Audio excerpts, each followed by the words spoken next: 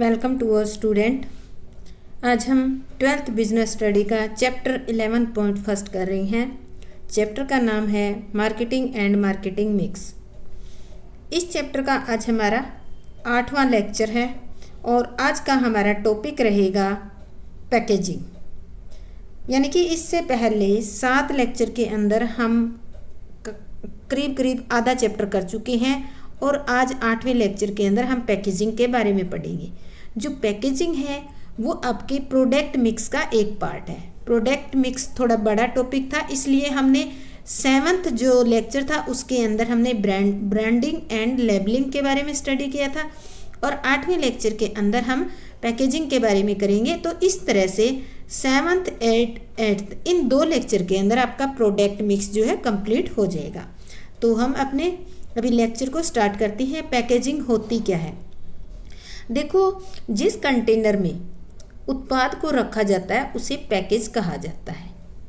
यानी कि जिस भी कंटेनर में प्रोडक्ट को रखा जाता है, जैसे तेल वगैरह, घी वगैरह डिब्बे या बोतलों में रखा जाता है, तो जो बोतल वगैरह होती है वो क्या होती है, उनको हम पैकेज बोलते हैं। और पैकेजिंग का अभिप्राय उन क्रियाओं के समूह से है जो उत्पाद को रखने वाले पात्र यानी कि कंटेनर का डिज़ाइन बनाने और उनके उत्पादन से संबंधित है। यानी कि पैकेज जो होता है उसको बनाने की जो प्रोसेस होती है, जो क्रियाएं करते हैं, जो उन पैकेज के डिज़ाइन से रिलेटेड और उसके प्रोडक्शन से रिलेटेड जो एक्टिविटी की जाती है उसको पैकेजिंग कहा जाता है। पैकेजिंग के अंतर्गत कंटेनर का डिज़ाइन इस ढंग से बनाया जाता है ताकि उत्पाद को प्रयोग में लाने में कोई कठिनाई ना हो। यानी कि इस तरीके से बनाया जाता है, पैकिंग इस तरीके से की जाती है ताकि उस प्रोडक्ट को यूज़ करने में भी आसानी हो। एक एग्जांपल लेके देखते हैं। उदाहरण के लिए, डिटॉल लिक्विड का पैक इस ढंग से डिज़ाइन किया गया है कि पैक को ऊपर से दबाते ही लिक्विड बाहर आ जाता है। अगर ऐसा नहीं होता तो पैक की उपयोगिता कम हो जाती, क्योंकि वो डिज़ाइन इस तरीके से किया गया है। पैकेजिंग का जो मेन उद्देश्य होता है वो होता है वस्तुओं के संग्रहण और परिवहन के समय में टूट फूट, क्षय, क्षति इनको कम करना होता है।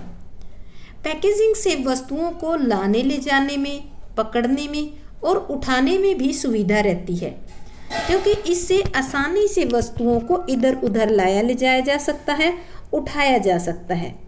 तो वस्तुओं की जो पैकिंग होती है वो जैसे बोतलों में, पीपों में, प्लास्टिक के थैलों में, डिब्बों में इस तरह से की जाती है, इनका प्रयोग किया जाता है। आप जैसे देखते हैं कि तेल, घी वगैरह आता है बोतलों में, पीपों में आता है, और जो और सामान आप रूटीन में आप किचन का इतना सामान लाते हैं जो किसी न किसी पैकिंग के अंदर ही आता है।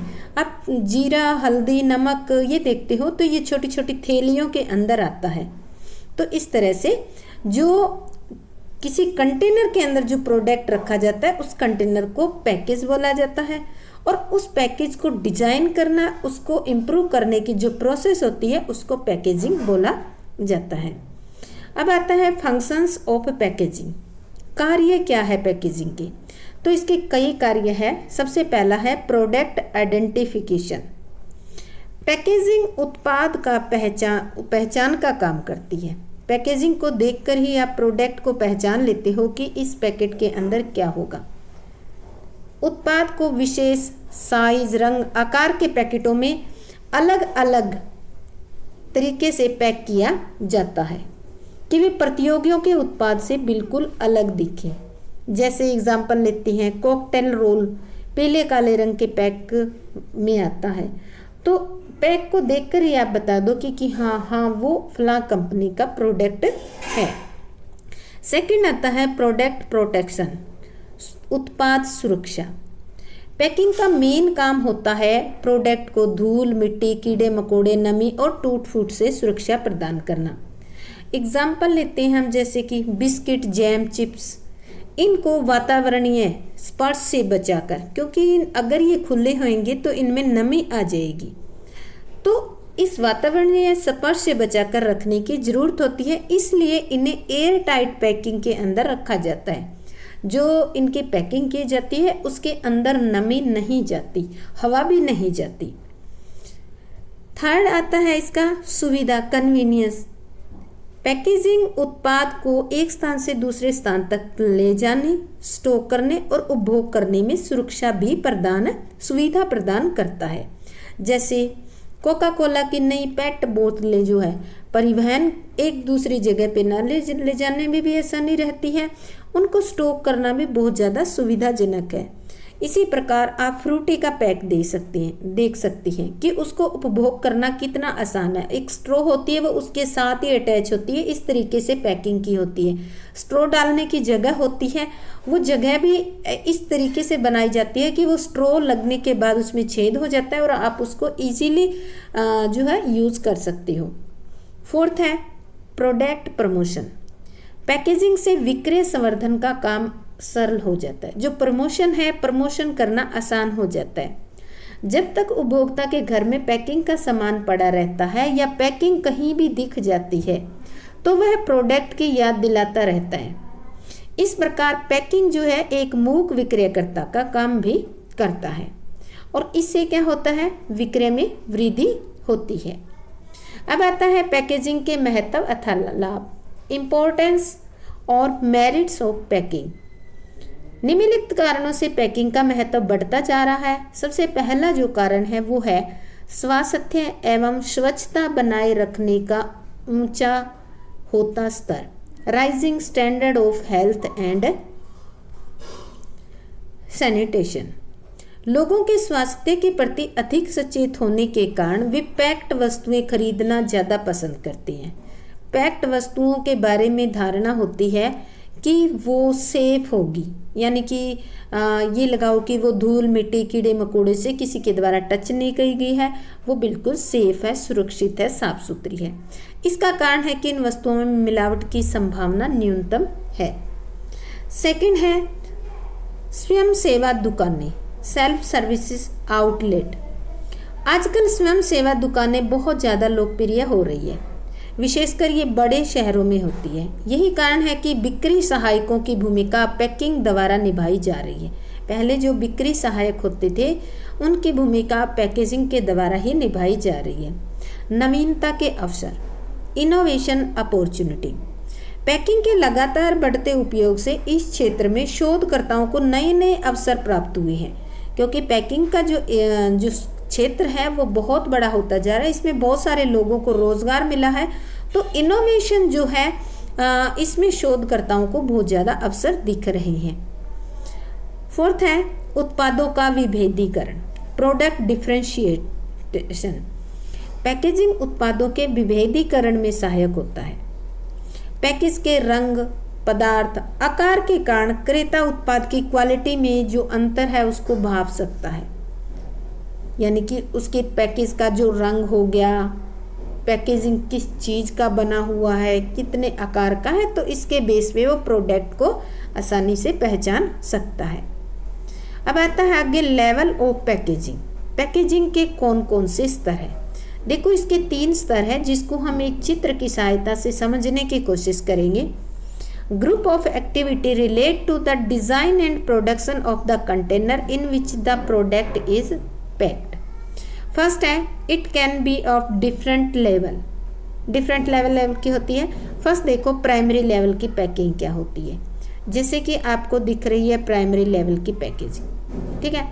इसमें क्या दिखाया है, इसके अंदर ये दिखाया है कि ये जो ट्यूब है, ये जो ट्यूब में जो टूथपेस्ट है जो जिस ट्यूब में डली हुई है या प्रोडक्ट के बिल्कुल क्लोज जो पैकिंग होती है उसको प्राइमरी लेवल की पैकेजिंग कहती है, ठीक है।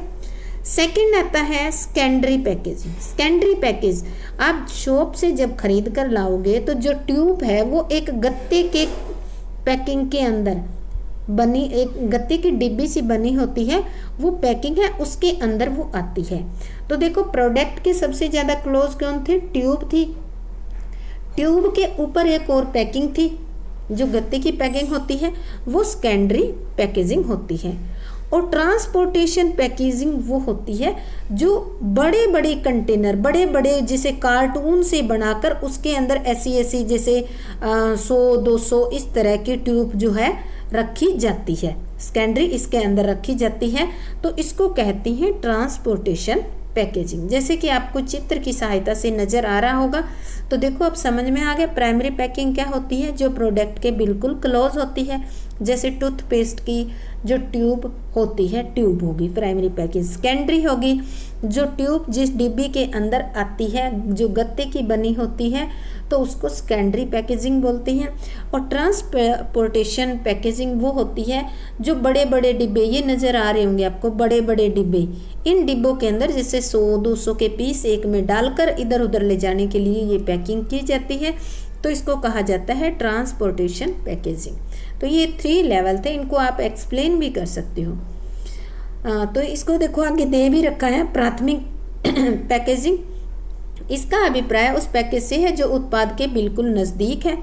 कुछ दशाओं में इसे उत्पाद के पूरे जीवन काल तक रखा जाता है। जैसे आपके पास शेविंग क्रीम होगी, या फिर हम कह सकते हैं कि टूथपेस्ट होगी, माचिस की डिबिया होगी, जब तक ये प्रोडक्ट ख़त्म नहीं हो जाता है तब तक हम इस पैकिंग को भी बचाए रखती हैं, संभाल कर रखती हैं। और कुछ अन्य दशाओं में ऐसा होता है कि इसे उस समय तक रखा जाता है जब तक उपभोक्ता इसका उपभोग करता है। जैसे ब्रिटानिया केक का प्लास्टिक कवर जो होता है, जब तक आप यूज़ करते हो तब तक, उसके बाद फेंक देते हो। सेकेंडरी पैकेजिंग, इसका अभिप्राय होता है उस पैकेज से है जो उत्पाद को प्रयोग करते समय तक उसकी अतिरिक्त देखभाल करने के लिए उपयोग में लाया जाता है। जैसे शेविंग क्रीम ट्यूब का गत्ते का जो बक्सा होता है, उसको हम क्या कहेंगे, सेकेंडरी पैकिंग। जैसे कि आपको पिक्चर में बताया है, जब उपभोक्ता क्रीम का प्रयोग शुरू करता है तो ये गत्ते का जो बक्सा होता है इसको फेंक दिया जाता है और केवल जो प्राथमिक जो पैकेज होती है प्लास्टिक की ट्यूब, उसको ही रखा जाता है। परिवहन पैकेजिंग क्या होती है, देखो इसका अभिप्राय उस पैकेज से है जिसका प्रयोग परिवहन या पहचान या संग्रहण करने के लिए किया जाता है।